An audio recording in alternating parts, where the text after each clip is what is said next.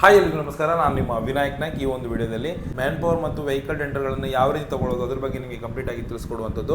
ಇನ್ನೂ ಯಾರು ಕೂಡ ಈ ಚಾನಲ್ಗೆ ಸಬ್ಸ್ಕ್ರೈಬ್ ಮಾಡ್ಕೊಂಡಿಲ್ಲ ಅಂದರೆ ಬೆಲ್ ಐಕನ್ ಓದ್ಬಿಟ್ಟು ಸಬ್ಸ್ಕ್ರೈಬ್ ಮಾಡ್ಕೊಳ್ಳಿ. ಅದೇ ರೀತಿ ಯಾರಿಗಾದರೂ KPP portal with digital signatures and IREPS portal registrations ಬೇಕಾದಲ್ಲಿ ಇಲ್ಲಿರೋ ನಂಬರಿಗೆ ಕಾಂಟ್ಯಾಕ್ಟ್ ಮಾಡಿ ಪಡ್ಕೊಳ್ಳುವಂಥದ್ದು. ಅದೇ ರೀತಿ ಯಾರಿಗಾದರೂ KPP ಪೋರ್ಟಲ್ ರಿಲೇಟೆಡ್ ಇನ್ನೂ ಹೆಚ್ಚಿನ ವಿಡಿಯೋಸ್ಗಳು ಬೇಕು ಅಂದರೆ ಟೆಂಡರ್ ಸಬ್ಮಿಟ್ ಮಾಡೋದು ಹೇಗೆ, ಟೆಂಡರ್ ಅಪ್ಲೈ ಮಾಡೋದು ಹೇಗೆ, ಇದ್ರ ಬಗ್ಗೆ ಏನಾದರೂ ಡೌಟ್ ಇದ್ದರೆ ನಮ್ಮ ವಿಡಿಯೋ ಕೆಳಗಡೆ ಇರುವಂಥ ಜಾಯಿನ್ ಅನ್ನು ಕ್ಲಿಕ್ ಮಾಡಿಬಿಟ್ಟು ಗೋಲ್ಡ್ ಮೆಂಬರ್ಶಿಪ್ ಅನ್ನು ಪಡ್ಕೊಂಡು ಎಕ್ಸ್ಟ್ರಾ ವಿಡಿಯೋಸ್ ಅನ್ನು ನೀವು ನೋಡಬಹುದು.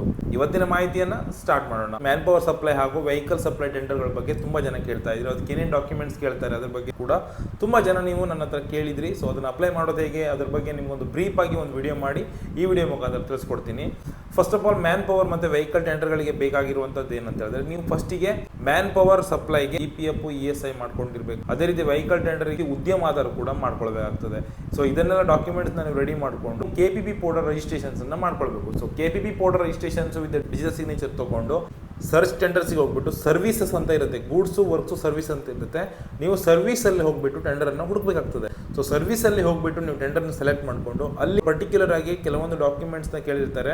ಸೊ ವೆಹಿಕಲ್ ಸಪ್ಲೈಗೆ ಮೇಜರ್ ಆಗಿ ಕೇಳುವಂಥದ್ದು ಏನಂದ್ರೆ ಉದ್ಯಮ ಪರವಾನಗಿ ಪ್ರಮಾಣ ಪತ್ರ, ಉದ್ಯಮ ಆಧಾರ, GST ಕೇಳ್ತಾರೆ, ಆಧಾರ್ ಕಾರ್ಡು, ಪಾನ್ ಕಾರ್ಡ್. ಆಮೇಲೆ ವೆಹಿಕಲ್ ಸಪ್ಲೈ ಮಾಡಲಿಕ್ಕೆ ವೆಹಿಕಲ್ ಡೀಟೇಲ್ಸ್ ಹಾಕಬೇಕಾಗ್ತದೆ. ನೀವು ವೆಹಿಕಲ್ RC ಹಾಕಬೇಕು. ಅದ್ರ ಜೊತೆಗೆ ಯಾರು ಡ್ರೈವರ್ ಇಟ್ಟಿರ್ತಾರೆ ಅವ್ರದ್ದು ಡ್ರೈವಿಂಗ್ ಲೈಸೆನ್ಸ್ ಹಾಕಬೇಕಾಗ್ತದೆ. ವೆಹಿಕಲ್ ಇನ್ಸೂರೆನ್ಸ್ ಕಾಪಿ ಇದ್ದಾರೆ, ಅಥವಾ ನಿಮ್ಮ ಹತ್ರ ಇಲ್ಲ ಬೇರೆ ಹತ್ರ ನೀವು ರೆಂಟ್ ತಗೊಂಡು ಕೊಡ್ತೀರಾ ಅಂದ್ರೆ ಲೀಸ್ ತಗೊಂಡಿರೋ ಅಗ್ರಿಮೆಂಟ್ ಫಾರ್ಮೆಟ್ ಇರುತ್ತೆ. ಸೊ ಅಗ್ರಿಮೆಂಟ್ ಫಾರ್ಮೆಟ್ ಅನ್ನ ನೀವು ಅಪ್ಲೋಡ್ ಮಾಡಬೇಕಾಗಿರುತ್ತೆ.